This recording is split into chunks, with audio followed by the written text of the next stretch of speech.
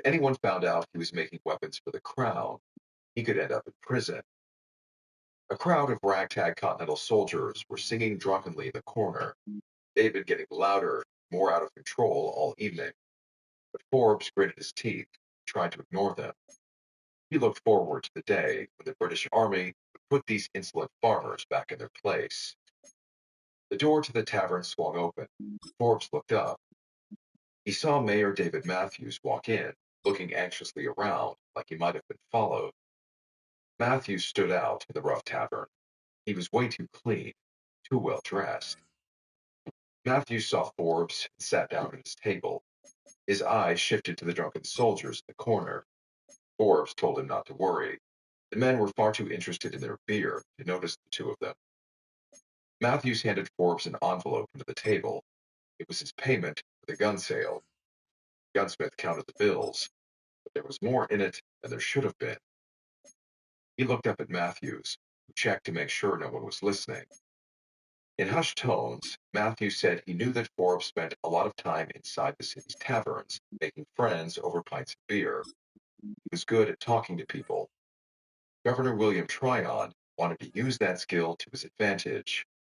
Matthews told Forbes to use the extra money to bribe Continental soldiers who were willing to help the Loyalists. With Forbes' help, they could turn Washington's men into spies, right under his nose.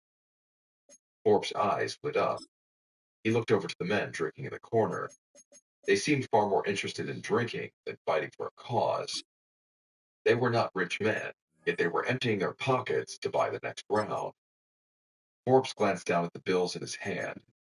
Then he looked at Matthews. He told him he didn't think they would have much trouble finding recruits.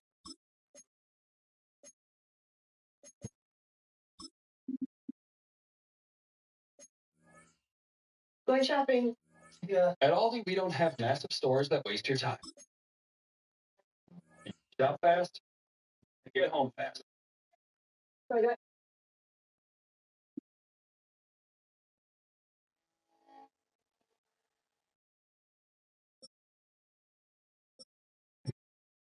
A few months later, in mid-May 1776, George Washington's officers were briefing him on New York City's lack of fortifications, but he was struggling to focus.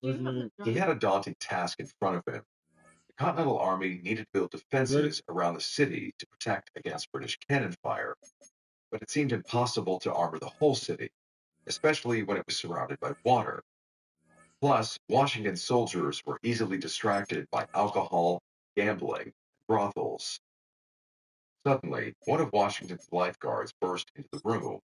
He was out of breath and holding up a letter. Washington grabbed it and ripped it open. But when he read it, his blood started to boil. The letter reported news of a Loyalist plot.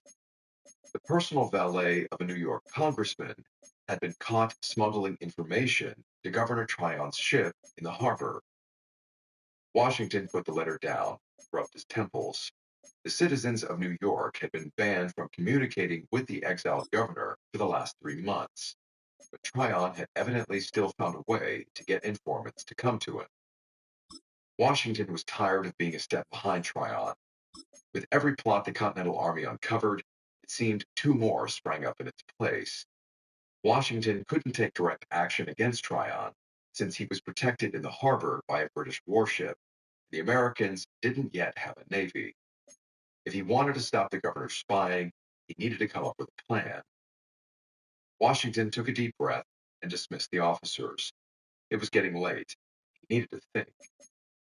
As he walked up to his office, an idea started to form in his mind. By candlelight, Washington wrote a letter to the New York Provincial Congress, the colonists' governing body of the city. He had too much on his plate to chase down all the schemes of loyalists in New York.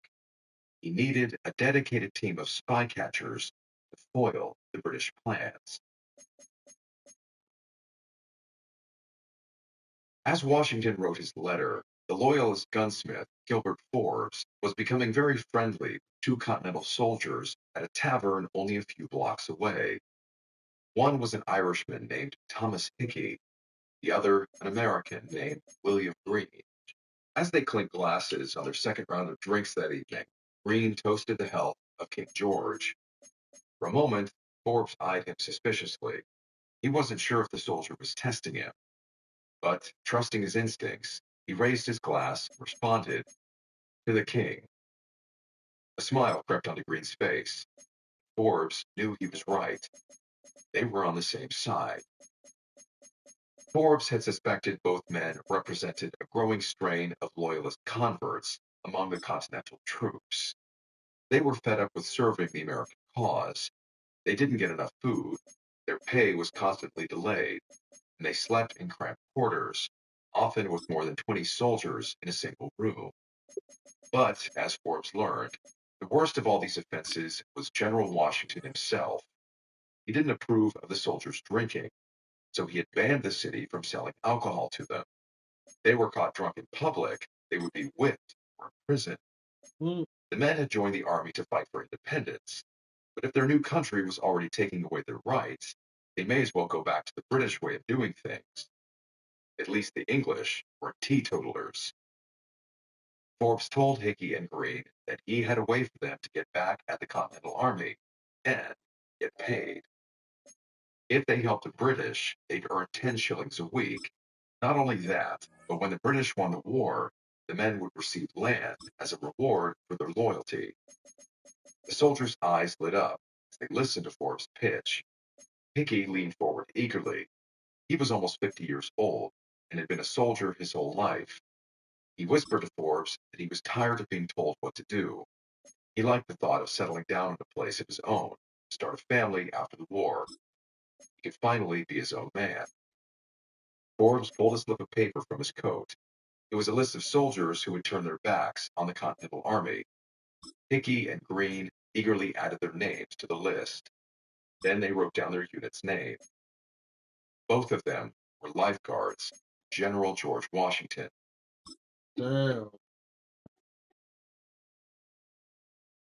A month later, Thomas Hickey stood outside General Washington's office. The New York summer heat was sweltering, especially indoors.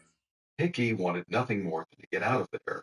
His mind wandered to the fantasy he'd been obsessing over for weeks, living on his own land, setting his own schedule. The thought of it never failed to bring a smile to his face. But he snapped out of his daydream as he heard Washington's voice on the wall. It wasn't completely clear, but the general seemed to be asking about Governor William Tryon and his involvement in conspiracies. Hickey leaned in closer. Then he heard the voice of John Jay, one of Washington's most trusted advisors. Jay said there were rumors that Tryon was bribing Continental soldiers to turn loyalist, right under their noses. Hickey felt his stomach cramp. They might already know he had flipped. As Hickey pressed his ear closer to listen, he heard Washington and his advisors close out the meeting. Hickey backed away from the wall, stood at attention, just as the door swung open. Prayed that Washington would notice the nervous look on his face. Hickey saluted, and Washington told him to be at ease. The general introduced Hickey to his advisors as a trusted member of his lifeguard. Hickey nodded dutifully, trying to remain calm. Then Washington handed him an unsealed envelope and asked him to deliver it to one of his captains. Hickey saluted once again and hurried off, grateful to finally escape. Mm. When he got far enough away, Hickey decided to open the envelope and found 2 pages inside. The first was a warning about loyalist infiltration of the army. The second was a copy of Washington's schedule. Hickey couldn't believe what he was reading. Previously, Hickey had only agreed to spy on the Continental Army and surrender when the British invaded. But these pages presented an entirely new opportunity, one that could secure the British victory before they even arrived. With this, Hickey could inform Governor Tryon exactly where General Washington would be. They could kidnap Washington for the British Army and interrogate him, or even assassinate him if they thought it necessary. Hickey felt a twinge of guilt. He disagreed with many of Washington's policies, but he still respected him as a man. He didn't like to think his actions might get him killed. But Washington couldn't offer what Tryon had. The promise of money, land, and security was too much to turn down. If Washington's head was the price of his independence, Hickey was willing to pay it. He tucked the letter into his coat as he rushed out toward the harbor. He needed to get the information Governor Tryon. Agreed.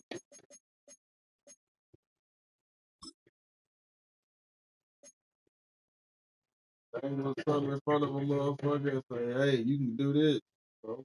Like Just you do wanted to this. swing at me with that. Nah, you gotta make that a hard choice knowing that hey, hard choice will make somebody killed.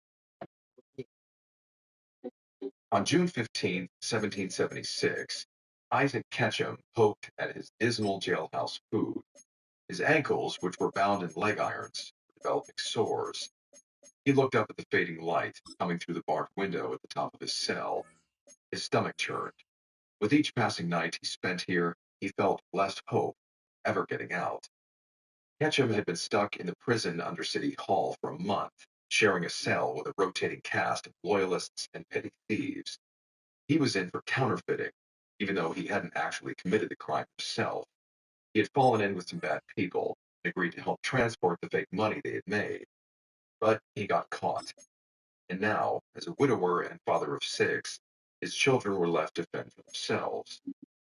He had sent several appeal letters to the New York Provincial Congress pleading his innocence, but had gotten no response. The authorities didn't seem to care that he had only agreed to the scheme because he was in a desperate situation. As he stewed in his misery, the cell door opened and shook Ketchum out of his thoughts. He watched the guards throw 2 new prisoners into the cell. Ketchum hurried to the door, asking if there was any word about his case. The guards told him they had no news. The iron doors closed with an all too familiar clang. The 2 prisoners began cursing their new surroundings. Ketchum noticed one had an Irish accent. Ketchum listened as they complained about the Continental Army, praised the king. This would not have been unusual, but then he overheard them say that they were Continental soldiers. Eager to learn more, Ketchum interrupted them. He said he couldn't help but overhear their troubles. He wanted them to know he was on their side. Ketchum asked their names. The Irishman looked him up and down suspiciously, but his American companion seemed eager to make friends. He introduced himself as William Green. His friend was named Thomas Hickey. Ketchum asked how they ended up in prison. Green said they'd been caught carrying counterfeit money. Even though they were trusted guards of George Washington himself, the Continental Army had still arrested them. Ketchum explained he was in for the same crime. He offered his sympathies. He knew what it was like to be in dire straits, and for the Continental Army to turn its back on its own. The men nodded. Then Green smiled and told Ketchum that he didn't need to worry. They'd all be free soon because the war was going to end within a month. Ketchum asked what he meant by that. The 2 soldiers looked at each other. They remained quiet for a moment, but then the Irishman Hickey spoke up. He explained they were carrying out a plot against George Washington, one he would never see coming. Ketchum's pulse quickened. An idea suddenly popped into his head. It would be a long shot, but Ketchum might just have found his way out of jail.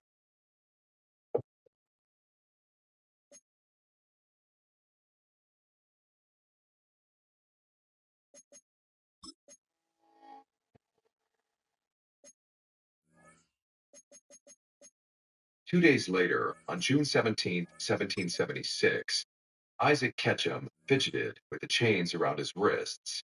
He was sitting outside the council chamber at City Hall. It was the first time he'd been above ground in over a month. He tried to savor the fresh air as long as he could. He had written to the New York Provincial Congress that he had urgent information about a loyalist plot. His freedom now rested on them believing him. If they didn't, they'd send him right back to rot in the prison. The thought of never seeing his children again made his heart ache. The door to the council chamber swung open. A man in a coat and breeches walked out. He introduced himself as John Jay. He asked Ketchum to come inside. Ketchum shuffled in as quickly as his leg irons would allow. Inside, he saw the rest of the Provincial Congress waiting, 25 men in powdered wigs. Jay asked Ketchum to give his information. Ketchum explained that his two cellmates were Continental soldiers who were secretly working with the British. They reported to a man named Forbes, who then communicated with someone on a British ship in the harbor. Ketchum said the soldiers told him all about a British plan to destroy the main bridge out of Manhattan, called the King's Bridge. They were also scheming to arm loyalist civilians for the arrival of the British fleet. Color drained from John Jay's face as Ketchum spoke. He leaned forward,